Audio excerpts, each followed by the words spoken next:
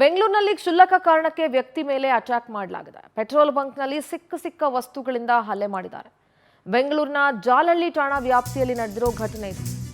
ಇತ್ತೀಚೆಗೆ ಬೆಂಗಳೂರಿನಲ್ಲಂತೂ ಕಾರಣ ಇಲ್ಲದಲೇ ಯಾರ ಮೇಲೆ ಬೇಕಾದರೂ ಅಟ್ಯಾಕ್ ಮಾಡಬಹುದು, ಹಲ್ಲೆ ಮಾಡಬಹುದು ಅನ್ನೋ ತರ ಆಗೋಗಿದೆ. ಪೆಟ್ರೋಲ್ ಬಂಕ್ನಲ್ಲಿ ಸಿಕ್ಕ ವಸ್ತುಗಳಿಂದ ಹಲ್ಲೆ ಆಗಿರೋದು.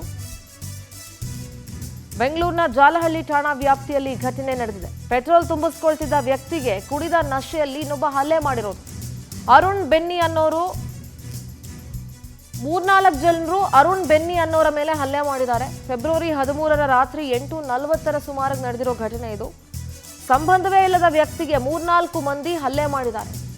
ಆರೋಪಿಗಳ ವಿರುದ್ಧ ಜಾಲಹಳ್ಳಿ ಠಾಣೆಯಲ್ಲಿ FIR ದಾಖಲಾಗಿದೆ. ಅಂದ್ರೆ ಬೆಂಗಳೂರು ಒಂಥರ ಹೆಂಗಾಗ್ತಿದೆ ಅಂತ ಅಂದ್ರೆ ಈ ಪುಂಡು ಪೋಖ್ರಿಗಳ ಆಗೋ ತರ ಆಗ್ತಾ ಇದೆ.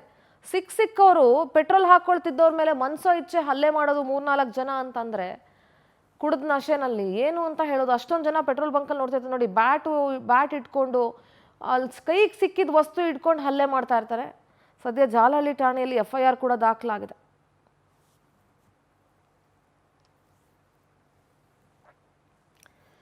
ನೋಡಿ, ಪೆಟ್ರೋಲ್ ಬಂಕಲ್ಲಿ ಪೆಟ್ರೋಲ್ ಹಾಕ್ಸ್ಕೊಳಕ್ ಬಂದಿರ್ತಾರೆ, ಆದರೆ ಅಲ್ಲಿ ಒಂದು 3-4 ಜನರ ಗ್ಯಾಂಗು ಅವ್ರ ಮೇಲೆ ಹಲ್ಲೆ ಮಾಡೋಕೆ ಮುಂದಾಗತ್ತೆ.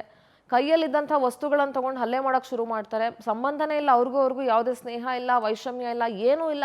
ಅಷ್ಟೊಂದು ಜನ ನೋಡ್ತಿರ್ತಾರೆ, ಬಟ್ ಯಾರು ಕೂಡ ಬಿಡಿಸ್ಕೊಳ್ಳುವಂಥ ಪ್ರಯತ್ನನೇ ಮಾಡೋದಿಲ್ಲ. ಅದೇ ದುರಂತ ಬೆಂಗಳೂರಲ್ಲಿ.